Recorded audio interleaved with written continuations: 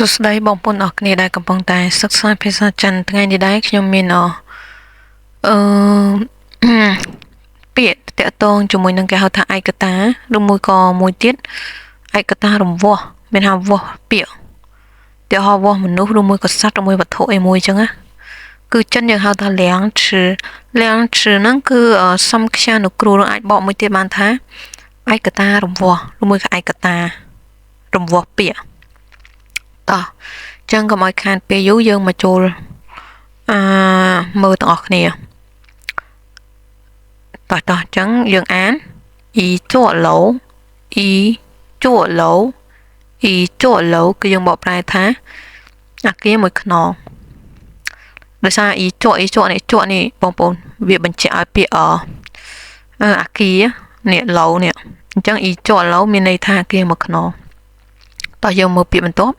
一所学校，一所学校，一所学校យើងមកប្រែថាសាលារៀនមួយខ្នងទៅបើសិនជាបងប្អូននិយាយថាសាកលវិទ្យាល័យមួយគឺយើងនិយាយថា一所大学យើងមកប្រែថាសាកលវិទ្យាល័យបងប្អូនអញ្ចឹងពាក្យតាជាក៏យើងត្រូវឯកតាវាក៏ជាពាក្យសដែរបងប្អូន一所大学一所学校មានសាលាមួយខ្នង一幅画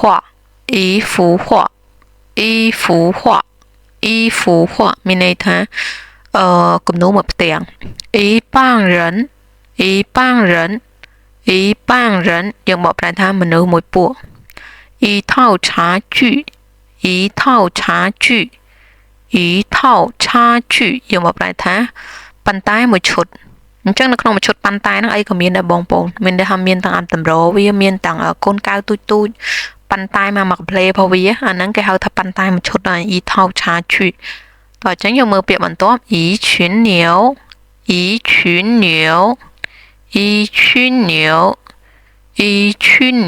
យើងមកប្រែថាគោមួយវងយើងមើលពាក្យបន្ទាប់ទៀតគឺ两副筷子បងប្អូនពាក្យជឹកកន្លែងនេះគឺអត់មានសំឡេងទេសំឡេងកបុតណាបងប្អូនដោយសារឲ្យខ្ញុំបានប្រូភីងអ៊ីង两副筷子យើងមកប្រែថាចង្កឹះពីរគូខ្ញុំសូមបញ្ជាក់កន្លែងនេះម្ដងទៀតគឺបើយើងនិយាយពាក្យថា两双筷子កត់ខុសដែរបងប្អូនបើវាជាក់ស្ដែងជនជាតិចិនគាត់ចូលចិត្តហៅពាក្យថាស្វងវិញណាឯកតារង្វាស់ផុសខ្វៃជើប៉ុន្តែពាក្យ ហ្វូ នេះក៏ជាឯកតារង្វាស់ផុសចង្កឹះដែរអញ្ចឹងយើងអាចថាឧទាហរណ៍ថានិយាយថាចង្កឹះមួយគូអញ្ចឹងអ៊ីសងខ្វៃជើក៏ត្រូវដែរអត់ខុសទេណាបងប្អូនឬមួយក៏អ៊ីហ្វូខ្វៃជើចង្កឹះមួយគូក៏អត់ខុសដែរត្រូវដូចគ្នាអ៊ីសានម៉ាន់គឺយើងមកប្រែថាទ្វារមួយបន្ទះឯកតារបស់ទ្វារបងប្អូនណាអ៊ីសានម៉ាន់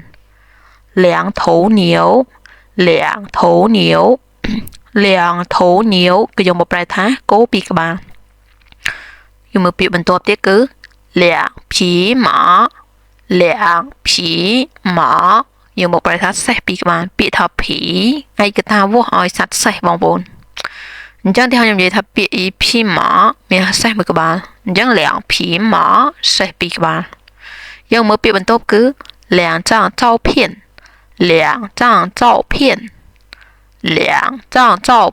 គឺយើងមកប្រែថារូបថតពីរសន្លឹក两件衣服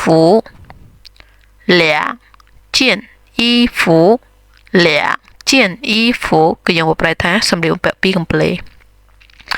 一棵树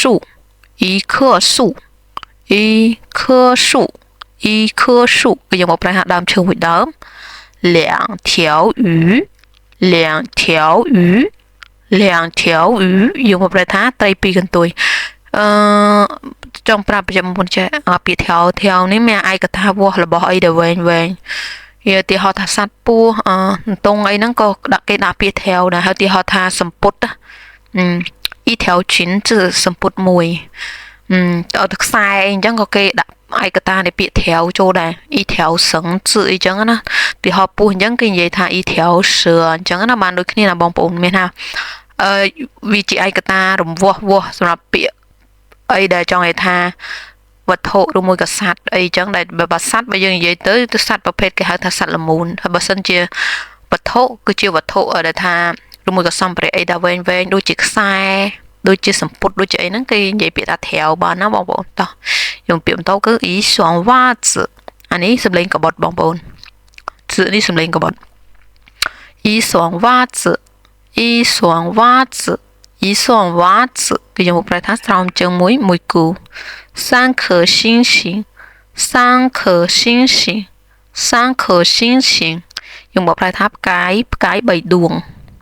三把刀三把刀三把刀យើងបកប្រែថាកំបិត3ផ្លែ一粒药一粒药一粒药គឺយើងបកប្រែថាថ្នាំមួយគ្រាប់មានថាលីនេះឯកតាគេប្រើចំពោះថ្នាំបងប្អូននេះលីនេះអ៊ីលីមួយគ្រាប់លៀងលី2គ្រាប់សានលី3គ្រាប់អីចឹងណាបងប្អូនមានថាយើងឯកតានេះគឺប្រើជាមួយនឹងថ្នាំពេទ្យ